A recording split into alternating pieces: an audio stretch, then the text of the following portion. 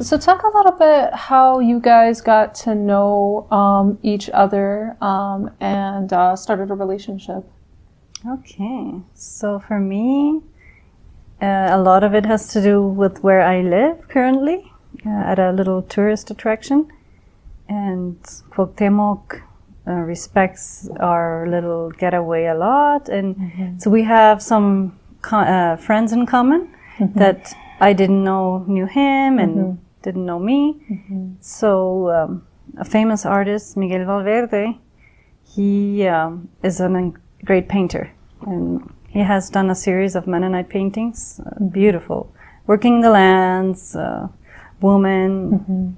I don't know how he got such a close look at them, but he did a very good representation. And he's originally from Cuauhtemoc. And he's from Cuauhtemoc. Yeah. And Marco Delgado, a very strong businessman, and he's very good friends with Miguel. They were on the corredor looking for montacarga, like a scaffolding device, so that for Miguel, so he could paint the murals. Yeah. And the corredor here in the campus is known for all these tools and machinery. And so Marco had said, well, and if we're driving by anyways, we should go and say hi to a Mennonite artist that you should meet. Yeah. And Miguel had his work with him, and I had a bunch of chocolate made for sale. It was Valentine's Day. So we had a very nice talk about his art and chocolate, and we ate a lot of chocolate as well. And that's how we met. And then a few months later, he asked if he could introduce me to a photographer. He was interested in doing some work in the campus, and if I could help. Yeah. And that's where it all started. Yeah. We had another nice coffee, a FASPA. I had a little FASPA made.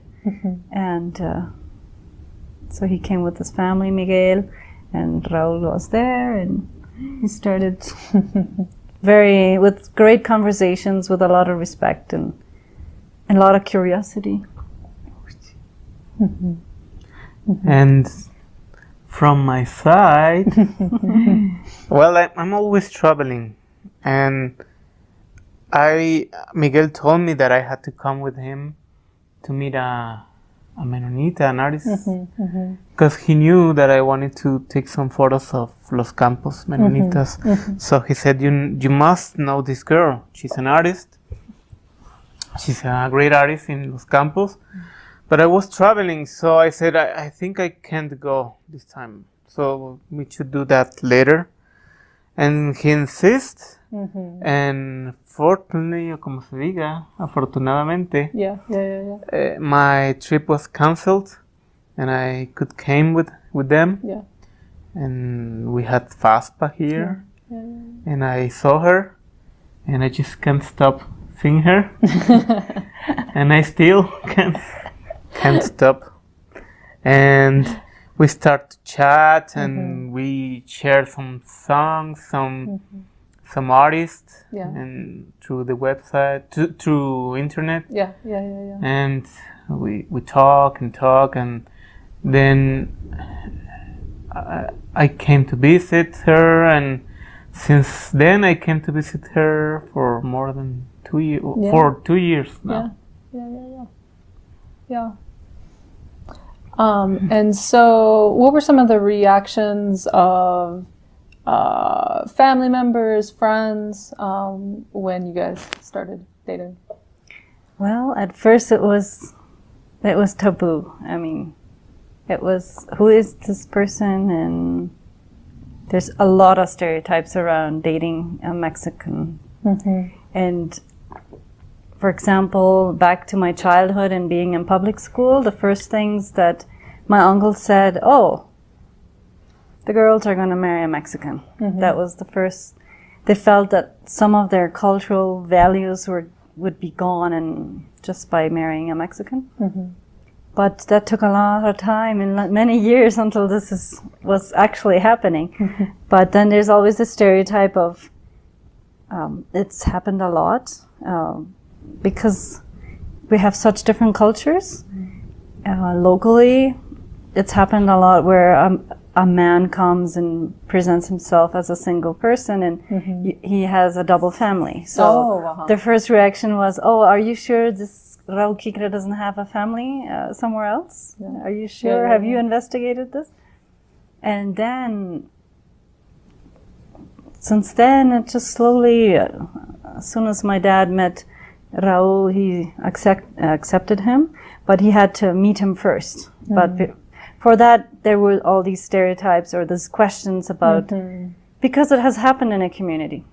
So that at the end of it, there is the guy with another family, and the relationship gets destroyed. And I think it's because of small town. It happens in this world. And I said, no, he's an artist. And I don't know if my dad understood what that means. And it doesn't mean that the artist comes with certain attachment, but more intellectual thinking. We agreed in a lot of things, and which makes a relationship so much easier. So that was, and now he's like a family member, right? And from me, well, my family started to ask, why are you going to Cuauhtémoc so often? Do you have a Menonita there? They say that, and I didn't say nothing because I'm more, I don't know how to say, reservado.